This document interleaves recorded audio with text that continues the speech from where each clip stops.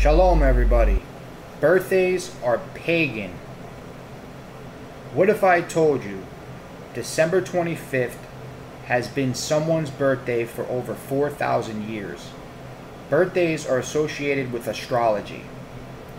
The birthday of Nimrod was the first birthday celebration, and Nimrod became all the sun deities everywhere in Babel names, including Shamash, Mithras, Molech, Baal, Apollo, and Santa Claus. Galatians, pagan habits returned. Birthday origins are easily found with a little research, and at first only kings had them. At the new year, the sun reborn as it returned from its most southerly position. The cakes baked for the Queen of Heaven are the things Paul saw the Galatians having difficulty breaking with when he said, "But now that you know Elohim, or rather are known by Elohim, how is it that you are turning back to those weak and worthless principles? Do you wish to be enslaved by them all over again? You are observing special days and months and seasons and years. I fear for you that my efforts for you may have been in vain." Galatians chapter 4 verses 9 through 11. Peter discussed how our family and friends are perplexed when we stop doing the things we once did. 1 Peter chapter 4 verses 3 to 5. What are we teaching our children? The centerpiece of astrology is the birthday. The most important day of the year to a witch is their birthday.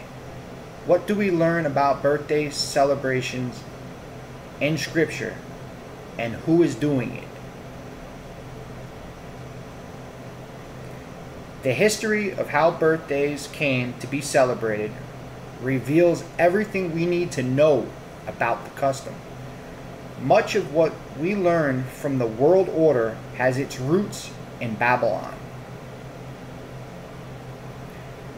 The Mazzaroth, host of heaven, sun, moon, and stars, are the source of all sorcery. The annual day of one's birth is celebrated due to this influence. Guided by Satan, Nimrod is the great architect of not only the Tower of Babel, but the whole world order of rebellion. Long ago, the average person never paid any attention whatsoever to the anniversary of their birth. The initial pattern that developed concerned the celebrating of the birthday of their deity once each year, at the winter solstice. Nimrod was the first mighty one and became worshipped as the sun deity. Each year, Nimrod, called Shamash, was reborn. This is the origin of Christmas, since the winter solstice was considered the rebirth or birthday of the solar deity Natalis Sol Invictus, or the nativity of Sol, the unconquerable. This marks the behavior as originating from the rebellion against Yahuah, who is the one and only Elohim of heaven and earth. Remember that Yahuah commanded that we not learn the ways of the heathen, Deuteronomy chapter 12. Later, people began to celebrate the annual birth of their king at the same time as their deity, aligning their ruler with the same honors given to their deity. In their minds, their ruler became an anthropomorphic version of their deity.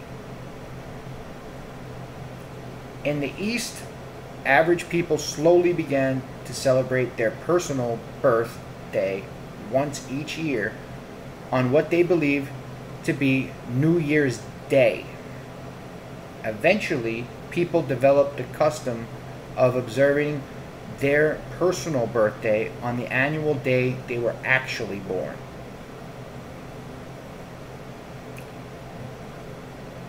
Birthday cake custom. Worldwide, baking cakes for the Queen of Heaven, Asherah, was entangled in the birthday celebrations. Jeremiah chapter 7 verse 18. This provokes Yahuah's anger. By blowing out candles and making a secret wish, the celebrant performs idolatry, because the wish is to their genie or jinn, a spell performed by Wiccans, witchcraft. The candles are part of the fire ritual. Pagans believe the solar presence to be fire.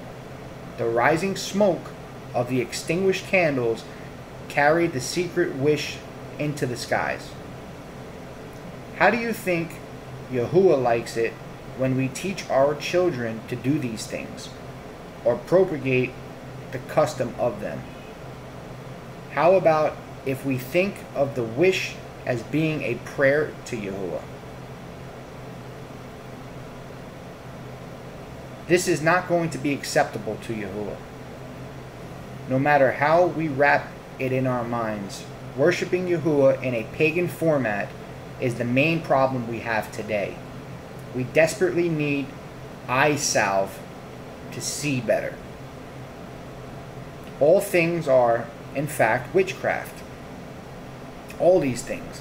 Knowing is increasing, so Satan's tricks, schemes, are no longer secrets. Cone of power. The Llewellyn Encyclopedia tells us, in the Hermetic order of the Golden Dawn, this was described as a vortex of energy, and was built up via circumambulation. The cone of power is the name given to the union of witches, forces gathered around the circle, aimed at a common goal in parts of ancient Syria. The cone was a symbol of Astarte, Asherah.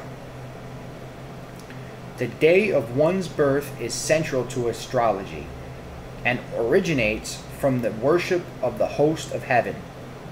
It is devil worship, because it is Nimrod worship. The basis of establishing a person's sign is to learn the moment of their birth. Each year, one's birthday is the most important day of the year to all witches. Birthdays found in Scripture. In each case, there were deaths.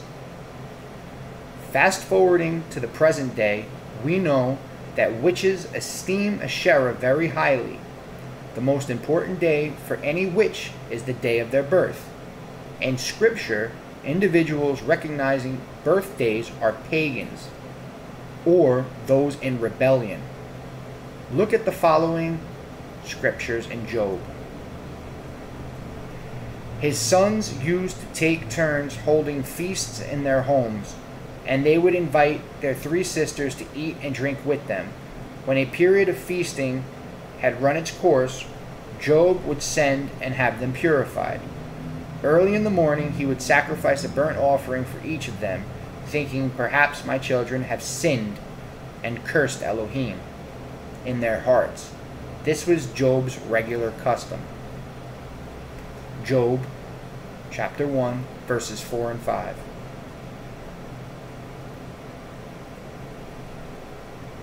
They were celebrating their birthdays, and he was making atonement for them. It's simple for us to figure out what was going on here.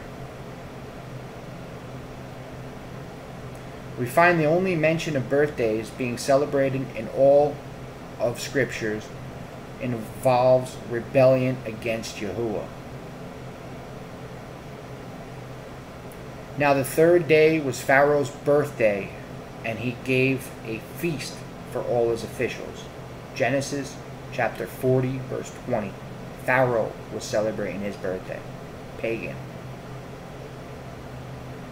On his birthday, Herod gave a banquet for his high officials and military commanders and the leading men of Galilee. Mark chapter 6, verse 21. Herod was celebrating his birthday. These rulers were rebellious men, vicars of Nimrod. Nimrod activity is always behind popular customs. Alexander Hislop helped expose the link between Nimrod and the papacy. All occult activity is obviously confined to the secret societies. But quoting from their esoteric writings, we discover how Nimrod is the great architect of Babel. Josephus tells us he built the Tower of Babel. The reign of Babel is the beast, or world order, as it is called by the illuminated ones, like Albert Pike and other contemporary conspirators. Birthdays can be tracked in every culture all the way back to Babel's astrology, the source of all sorcery. The birthday is the most important day to a witch and the Satanic Bible.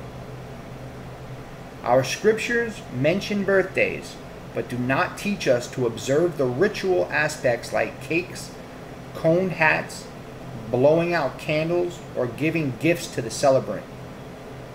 Herod killed John at the fortress of Machaerus on his birthday and gave his head as a gift to Herodias. We can do as thou wilt and follow the law of Thelma, or we can follow the Torah of Yahuah. Is the papacy the vicar of Yahusha or the vicar of Nimrod? There is no direct Torah prohibition against a person observing their birthday. However, the origin of the practice of paganism is why it is idolatrous. If witches hold the day to be important, while Scripture is silent about the day of one's birth being important, and the historical development of birthday celebrations comes from pagan origins, then we should have no participation whatsoever in them. We should not encourage it by sending cards or gifts. Many ask about this topic. Since Scripture doesn't specifically condemn the observances of birthdays, Scripture doesn't specifically tell us not to observe Sunday worship, Christmas, Halloween, or Easter either. The fact that a behavior has a pagan origin is our cue to not perform it. We are not to learn their ways.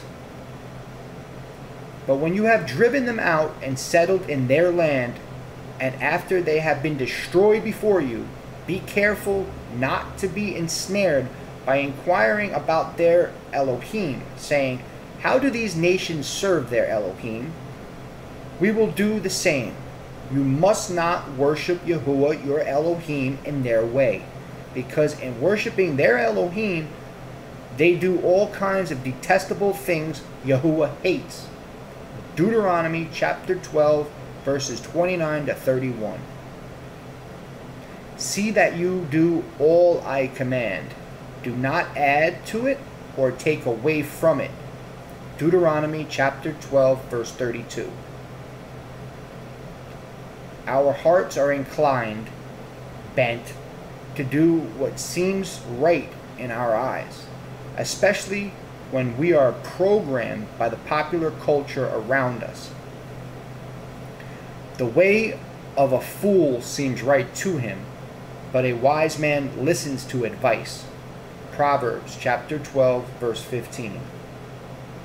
There is a way that seems right to a man, but in the end it leads to death.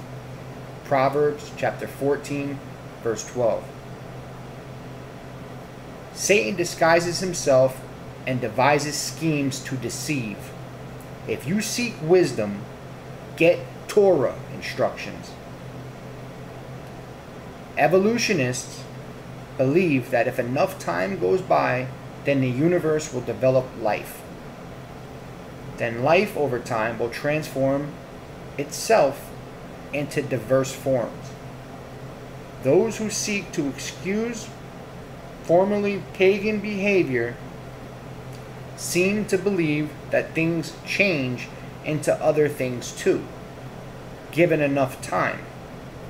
Perhaps our Creator Yahuah will forget the origins and look at our new reasons and accept it? Oops. But then there's that golden calf incident to remember. This is the pagan origins of birthdays. Shalom, everybody.